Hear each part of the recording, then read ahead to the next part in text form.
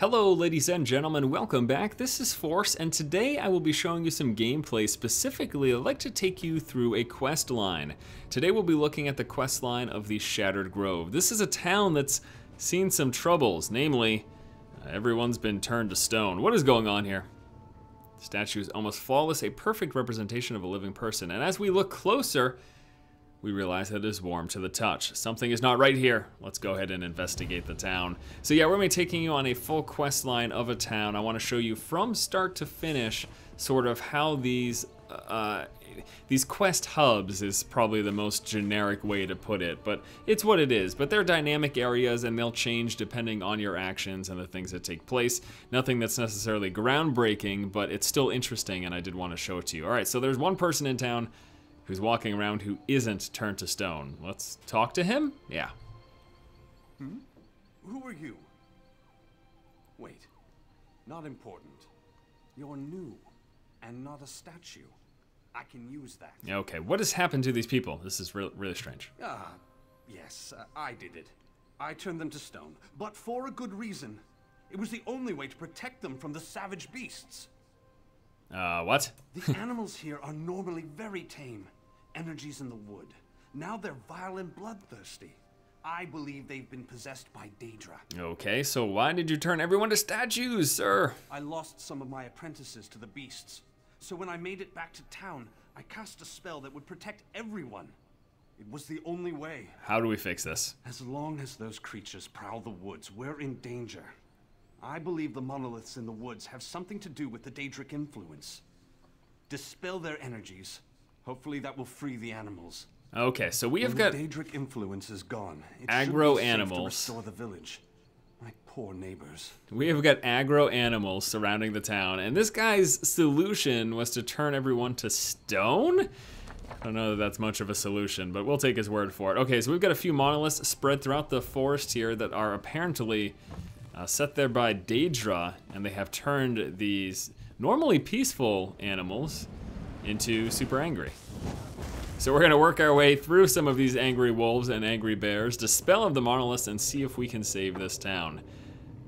So I thought the thing that was interesting about this quest line, and again, the reason that I wanted to show it to you, was because it's set in stages and your actions will sort of change the events, or they'll change the surrounding environment, if you will. And again, as I said earlier, this isn't anything that we've never seen before. The concept of phasing has been in MMOs, at the very least for the past few years, and there might even be instances of it that go way back when that I'm not necessarily thinking of at the moment, but it's still nice to see, and just because it's been done before doesn't mean it's guaranteed in all future MMOs, and I'm happy to see it. But that's not even the main point of this video. It's not to say, oh, this game has phasing, and that's awesome, let me show it to you. It's more just to give you some gameplay, and then also show you the playthrough of a quest line from start to finish. Holy moly, look at that. You know, Sky Shard sitting right there, that's really exciting. Feel disperse. I would speak with you. Okay, now the guy wants to speak to me. Were you following me? That's really strange. How did you get here so quickly? Anyways. The energy subsides, but the animals are still savage monsters.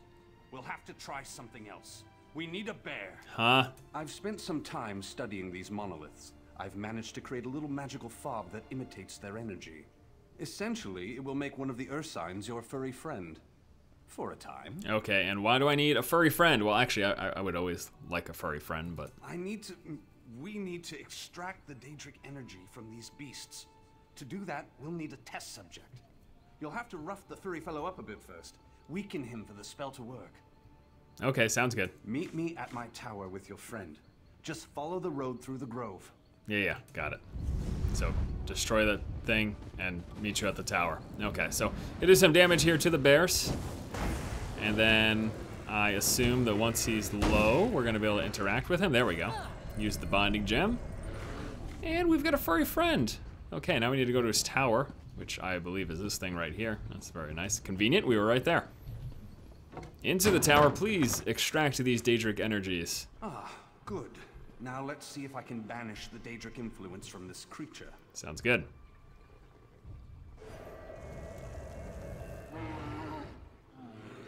How's he doing? All right. Wait, what? Why is he in flames? What the? Why is he in flames? That should not have happened. And that's a flame atronach. Okay. Let's see if he's got any insight as to why that took place. This will not do. Something here is very wrong. Yeah, I realized. A flame atronach. My spell should have sent it screaming back to oblivion.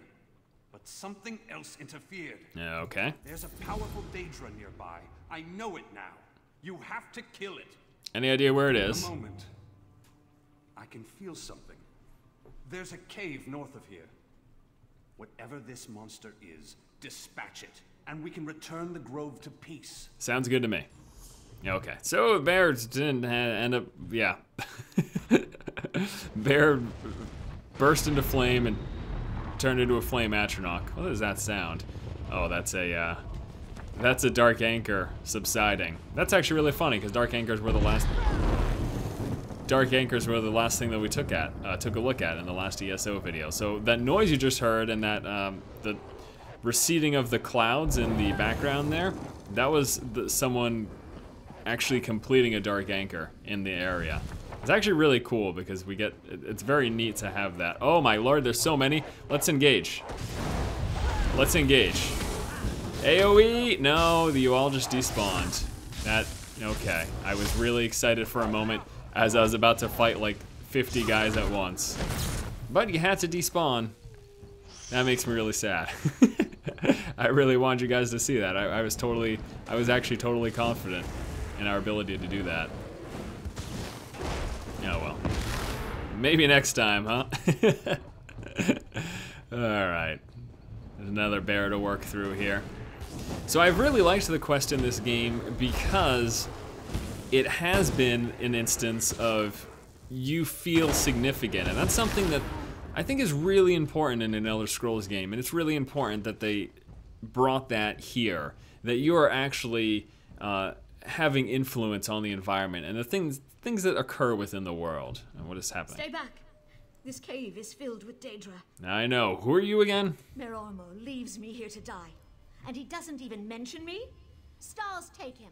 I'll kill that traitor twice. What? What are you talking about? This debacle is all Merormo's fault. These beasts, controlled by Daedra? All his idea. What? He was trying to create animal soldiers. Feigned shock troops with the ability to reason. Oh, that'd be a great idea, but obviously it hasn't gone very well. No, it hasn't. Look, whatever's actually controlling these things, I think it's at the bottom of the cave. I'm very woozy. Blood loss. I'll stay here. Try to stay conscious. Sounds good. I'll take care of the puppet master. We'll be right back. So yes, as I was saying, something that I've really liked in playing through this game and going through different quests and moving from the different towns to ruins to whatever is that it's a chain of events and you feel like you have an impact, and most of the time, in fact I actually want to say almost all of the time, there is a legitimate visual impact. There's a change to the town or to the ruins, you know, depending on whether or not you succeeded, which obviously, you know, you're expected to succeed. It's not like you're set up for failure or anything. You just do a couple of quests and ta-da! Oh, I accidentally hit that guy back there. That was unintentional. Let's knock that back. And take care of him like that. Great thing about my number 2 attack here that I've got is it actually applies damage of all the damage types.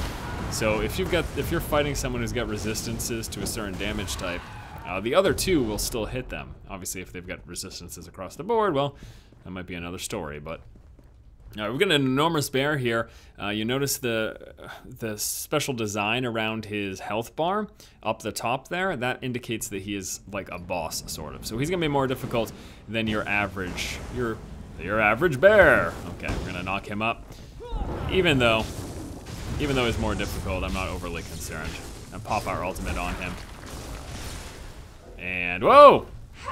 Turned into not a bear. The puppet mistress, as it were. And now it's dead. Okay, so that evidently was the Daedric influence in this area that was controlling the nearby wildlife. So once we leave, let's see how the wildlife are. Because remember, not a moment ago, they were pretty angry and not very happy. Well, yes, they were pretty angry and not very happy with anyone, actually. All right, pop in our shield for increased run speed, and then we're gonna be running out of here. And let's actually go ahead. Oh, there we go.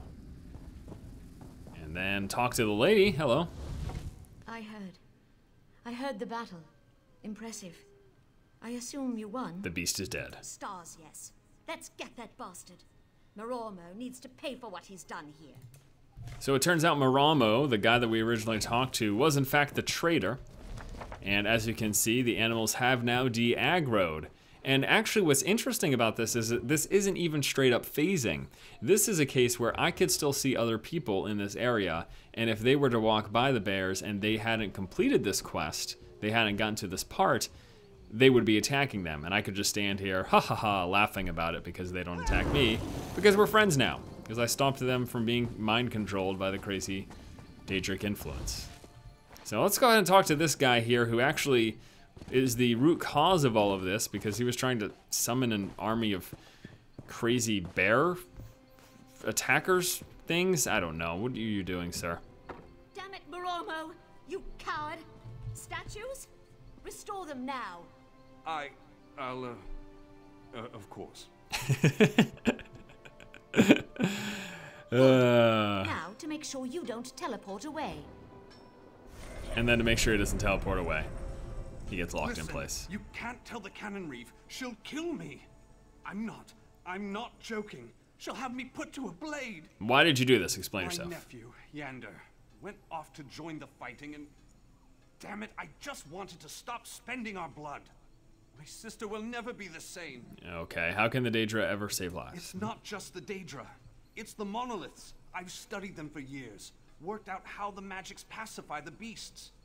But that's all the magic does. It turns beasts into mewling pets, not combat troops. So the Daedra are in control of the animals through the monoliths. Yes. The flame Atronachs are essentially just raw Daedric energy given form. I summoned some, hulled them down, and poured them into the monoliths. That creature in the cave was not in the plan. I appreciate his honesty. And now we have a decision to make when we speak to the Cannon Reeve, who was just a statue, mind you. What? What just happened? The animals of the grove grew violent to protect the village. Momoro turned everyone to stone. He did what? Why would he do that? And now you have a choice, and there will be this type of branching dialogue in a good chunk of the quest in this game, where you basically decide if someone lives or dies. That's actually really what it boils down to. So he was covering, he summoned Daedra to influence Beast, or I can say he was just trying to keep everyone safe, which is actually technically true. So let's do that. Mages. Fine. Thank you for speaking with me. No problemo. And then lastly, we go back and talk to him. Thank you. I heard what you said, and thank you. I meant it. You were trying to save lives, right? I never meant for anyone to get hurt. And the lesson here is clear. Daedra are never the answer. I'll never attempt this kind of ritual again. You probably hear this kind of thing all the time, but again, thank you, Traveler. And that is that. We now complete our quest. We get, ooh, a very nice reward, actually. That is very nice indeed. We're going to throw on the Binder's robe, and that will do it. So thank you guys so much for joining me here as we took a look at the quest. I like this other one better. It looks nicer. But this is a better item, so obviously we have to wear it. Thanks for joining me as we took a look here at the quest line. And hopefully you guys enjoyed it. Now, as you can see, everyone is no longer a statue. They're all walking around, normal people, and we can talk to them and interact with them and be like, hey, how's it going? This is it. We're getting out of this town. He's probably not happy that he was just turned to stone. And again, the wildlife around the town are now no longer hostile. While this isn't necessarily anything new, it is nice to see in the game. And you also got to see the dialogue choice where you decide if someone lives or dies. If I decided he dies, I would have collected my quest reward from someone else. But that is going to do it, guys. Thanks so much for joining me. Please be sure to tune in the future for more Elder Scrolls Online coverage and other great gaming content right here on the channel. And as always, keep watching and keep owning.